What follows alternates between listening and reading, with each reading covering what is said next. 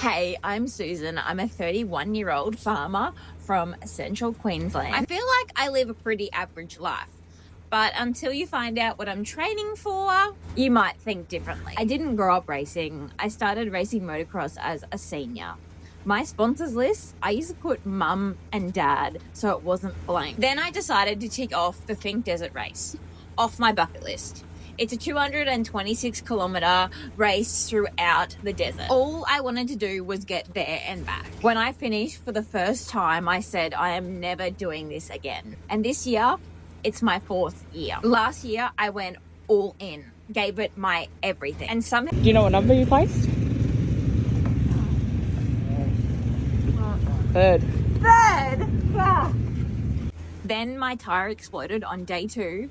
I finished on a rim in 8th, not 3rd. So we're going back, and this time we're going for the podium. I did something that I've been dreaming about for so long. I put sponsors' patches on my jersey. Sounds small, but it isn't.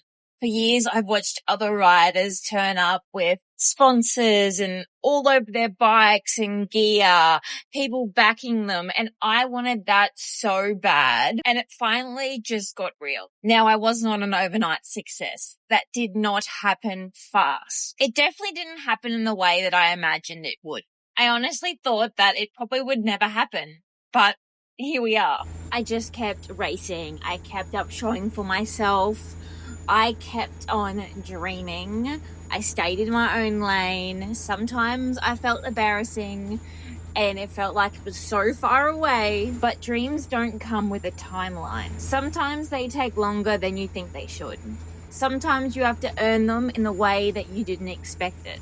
I get a lot of questions saying, Susan, why desert racing? Why the Finke Desert Race? And well, I really don't know. I just fell in love with it. Honestly, I don't even like racing motocross anymore.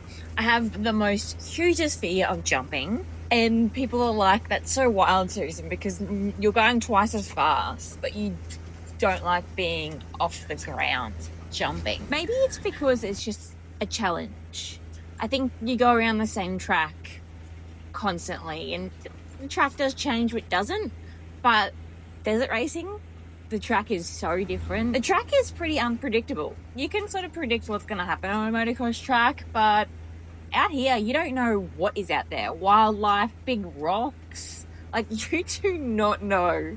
Sticks and people and yeah, you don't know what's going to happen. My first 2 desert races at the Finke Desert Race, I was finished in the top 10. I was 10th place twice. And then I decided I'm just going to give it my all. I'm going to train my little heart out, and this is going to be the last year, I thought. The 3rd one was going to be, like, the 3rd one's a charm, right? I'm going to train my little butt off how good I can really be. And, well, I found out that I had huge potential. I just had to try harder, and I really wasn't trying, I guess. And I didn't have the right bike setup. And I think the biggest thing for me was feeling comfortable on the bike at high speeds, because it's pretty bloody sketchy. Finding trust in yourself and your bike and your gear and the people around you is the biggest thing that you need to do. I've never gone to Finke with a lot of people. I've never been on a team. Majority of my Finkes have just been me and another person. That is it. They drive to the other end, they support me, they do everything. It's just been me and another person. There's been one time that my best mate went and he had his family and I just tagged along with them. But I've solely done it with one other person, which a lot of people think it's wild, because a lot of people have 10 plus people helping them out, and here's me having one other person helping me out. But hey, we get it done, and that's all that counts. Sometimes I think the smaller the group is, probably the better it is, because it gets a little bit more harder to manage. But hey, I think sometimes more help, the better it is. But it is what it is, and we go with it, and we get it all sorted. I think that being my 4th year doing the Finke Desert Race, I do have a little bit of added advantage because I know people and I'm very open to meeting people, and people are always there to help out. I can always shoot someone a message and say, do you want to go pre-running with me? Or can you run some fuel? There's always people there to help. You just got to know who to ask.